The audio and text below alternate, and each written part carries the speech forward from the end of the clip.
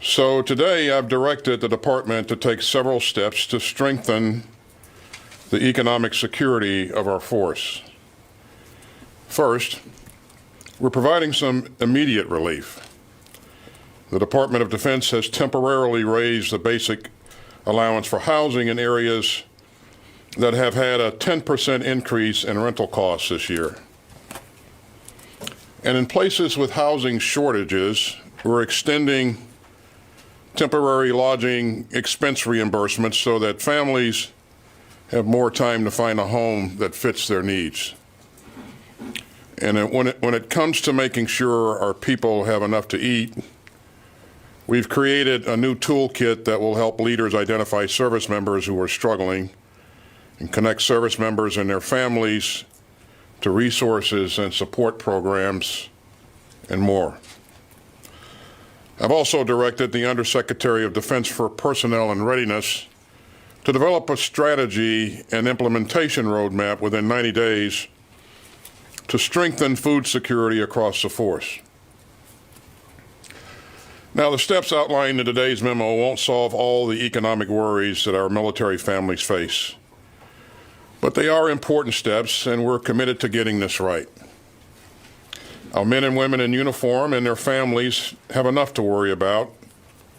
Basic necessities like food and housing shouldn't be among them.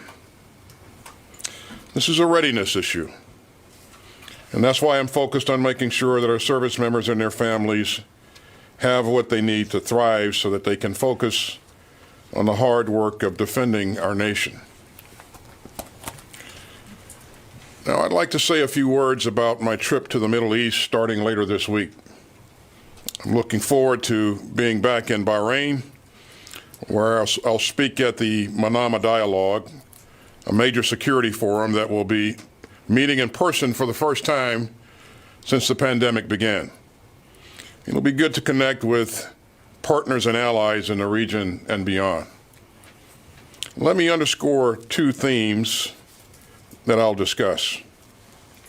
First, the United States is deeply committed to the security of the Middle East, and we continue to strengthen our partnerships there.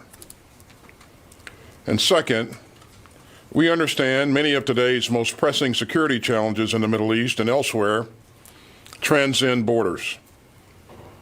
So we must meet these shared threats with shared solutions in lockstep with our friends, who also come to the table with formidable capabilities. You could see the strength of our network of partnerships on full display just a few months ago as we wound down our 20-year military mission in Afghanistan. Our partners in the Middle East stepped up to help us evacuate more than 124,000 people. And we couldn't have done it without partners like the United Arab Emirates, which will be another stop on my trip. And I'm looking forward to discussing our two countries' common defense priorities. Now, it's not lost on me that this trip comes at a time when Iran is stoking tensions and undermining stability in the region. We remain deeply committed to preventing Iran from gaining nuclear weapons. And I've said before, no problem in the Middle East gets easier to solve with a nuclear-armed Iran. And that's why we fully support the President's efforts to achieve a new diplomatic agreement with Iran over its nuclear program.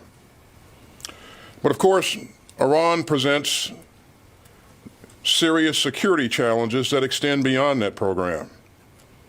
So I'm going to continue to be very clear. We will defend ourselves and our partners and our interests against threats from Iran or its proxies. Now, one last thing before I take your questions. And this gets to the issue of civilian casualties, which I know is on your mind. It's on my mind as well, I can assure you. As you know, we conducted an independent review and investigation into the August 29th airstrike in Kabul, an airstrike that tragically killed 10 innocent civilians, including 7 children. I know that Lieutenant General Saeed briefed you on his findings. I also asked the commanders of U.S. Central Command and Special Operations Command to come back with me with their plans for how to implement General Saeed's findings and recommendations. And they've done that, and I'm working my way through their recommendations. We're also looking for rigorous outside thinking. And I think you know that we'll soon be releasing a civilian harm study by RAND that Congress ordered in the National Defense Authorization Act of 2020. And there's another RAND study on civilian casualties in Syria that is working its way through a security review. I look forward to reading these two studies and to benefiting from them as we conduct operations going forward. The American people deserve to know that we take this issue very seriously and that we are committed to protecting civilians and getting this right, both in terms of how we execute missions on their behalf and how we talk about them afterward. We have more work to do in that regard, clearly, and I recognize that, and I'm committed to doing this in full partnership with our military leaders. And for now, I'm ready to take your questions. And I'll start with Bob Burns. Thank you, sir. Mr. Secretary, I want to ask you a couple things about Russia, recent developments on Russia. One is the buildup of Russian forces and military structures in the vicinity of the Ukrainian border. The other is the Russian anti-satellite tests that they conducted recently, which this administration condemned as reckless.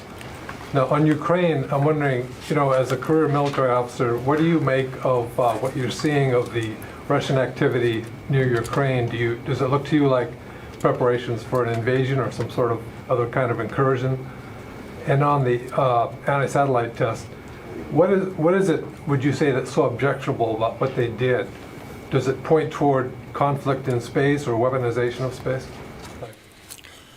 Well, overall, Bob, and thanks for those questions, we continue to see troubling behavior from Russia, and you've highlighted two key issues there. First, their troop buildup near Ukraine and their recent anti-satellite test. And none of this activity is helpful to the security environment, and it causes us deep concern. And so we'll continue to call on Russia to act responsibly and be more transparent. On the buildup of the forces around on the border of Ukraine, we've watched this very closely, and I'm in regular and frequent contact with General Walters, the EUCOM commander. The truth is, Bob, we're not sure exactly what Mr. Putin is up to. But these movements certainly have our attention, and I would urge Russia to be more transparent about what they're up to and to take steps to live up to the Minsk agreements. Our support for Ukraine's sovereignty and territorial integrity remains unwavering. You asked about the anti-satellite test as well, and what's most troubling about that is the danger that it creates for the international community. It undermines strategic stability. As you know, there's a debris field there now that'll be there for forever, and it's a safety concern, and so we would call upon Russia to act more responsibly going forward. I mean, they have the ability, they know exactly what kind of debris field they're going to create, and so we wonder why they would move to do such a thing. Does it suggest a step toward weaponization of space or conflict in space? Well, certainly we are concerned about the weaponization of space, and we would certainly call upon Russia and all countries to act in a responsible manner in this regard. So. Let me call on Eric Schmidt. Thank you, Mr. Secretary. On the issue of civilian casualties, military operators have used the justification for the strikes not only in Kabul on August 29th, but also a strike on March 18th in 2019 that we reported on Sunday, the New York Times did. The justification they used was self-defense. My question is, how concerned are you that over all these years of military activity going up against organizations like ISIS and Al-Qaeda, how concerned are you that military operators are using self-defense, perhaps too casually, even deliberately, as a way of circumventing the steps around the measures that have been put in place to mitigate civilian casualties? And then I have one follow-up after that.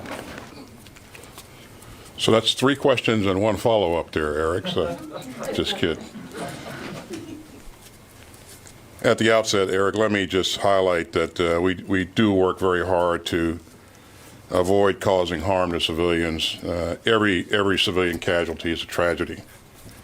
But I would also say that I have no doubt that we can work harder, and I'd go beyond that and say we must work harder. I'm committed to adjusting our policies and our procedures to make sure that we improve. And I'll be holding all our senior leaders responsible for putting those policies and procedures into effect as we go forward. In terms of whether or not we are taking things casually,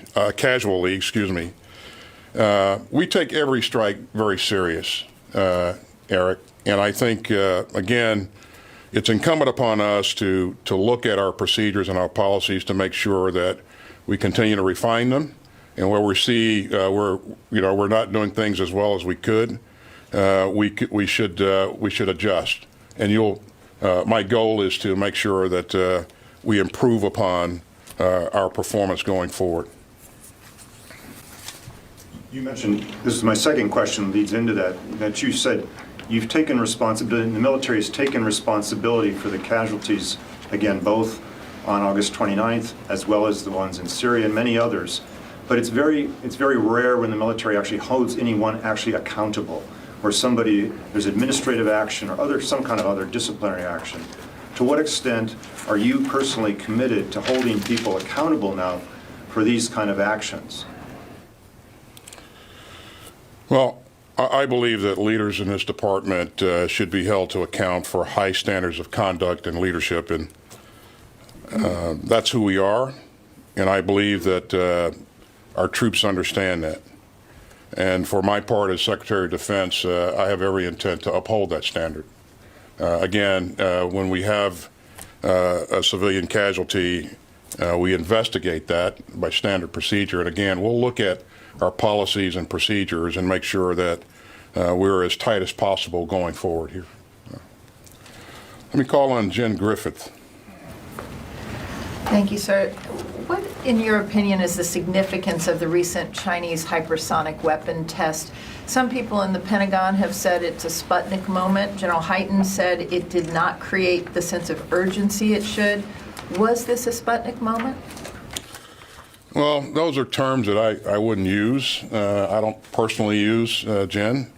You know that we have concerns about the military capabilities that the PRC continues to develop. I've highlighted the PRC as our pacing challenge, and we continue to do everything that we can to develop the right capabilities and also the right concepts that we think will be necessary and will be effective in any kind of contest and going forward. That includes China, Russia, or any other country that would want to take us on. We also have to maintain the capabilities to defend ourselves. You've heard me say a number of times that it's my job to defend this nation, and I take that very seriously. This department takes that very seriously. And so we're working on as hard as we can to ensure that we can defend ourselves against a range of threats going forward. And just to follow up, why have the Chinese been able to field a medium-range hypersonic weapon and the U.S. has not? Jen, I don't know if they fielded those weapons, but they're testing those weapons. Said I believe General Hyten did say that in the interview with CBS. Mm-hmm. Okay. Well, we continue to move as fast as we can to develop capabilities. And again, we look at our full range of capabilities and not just one specific capability as we look at our adversaries. And I believe we have robust capability across the board. So, yeah. Let me go to Wafa Jabai. Thank you, sir, for taking my question. We've seen lately a pattern of provocative actions from Iran against the U.S. Navy that ended safely so far. Is the U.S. exercising self-restraint to avoid any escalation or to make way for diplomacy? And what are the red lines that for the U.S. patience in that sense? Yeah. Well, Wafa, I don't think it's helpful to talk about red lines, but I want to be clear on a couple of points. You mentioned Iran's activity in the maritime domain. We continue to see unsafe and unprofessional actions as we operate in the Gulf. And I think that kind of behavior affects everyone, and it's very troubling. It certainly impacts freedom of navigation, and everyone loses by these dangerous and disruptive actions. And I know that we share those concerns with our allies and partners. You heard me say at the top that we won't hesitate to defend ourselves and our partners, and we're committed to that. We have the capability for that, and so in terms of how we behave, we're always very prudent about what we do. But again, let no one mistake that we will defend ourselves, our interests, and our partners. Thanks. If I may follow up. So our understanding that your priority, your number one priority in the Middle East is to deter Iran. But still, Iran continues its so-called malign activities, whether in Lebanon, in Iraq, in Syria, in the Gulf. So how do you evaluate your policy of deterrence, and is Iran taking it seriously in that way? Well, it's not just us who are concerned about Iran's behavior in the region. It's all of our allies and partners in the region, and all of our allies and partners, quite frankly, around the globe. The choke points and waterways that are in this region are very important to the international community, international commerce. And so we're going to continue to work with our allies and partners to ensure that we communicate to Iran that this type of behavior won't be tolerated. And again, we are prepared to defend our interests and our partners going forward. Let me go to Megan Myers. So, Secretary Austin, the border mission is into its 4th year now. I understand you have ongoing discussions with the Homeland Security Secretary about their needs and your ability to meet them.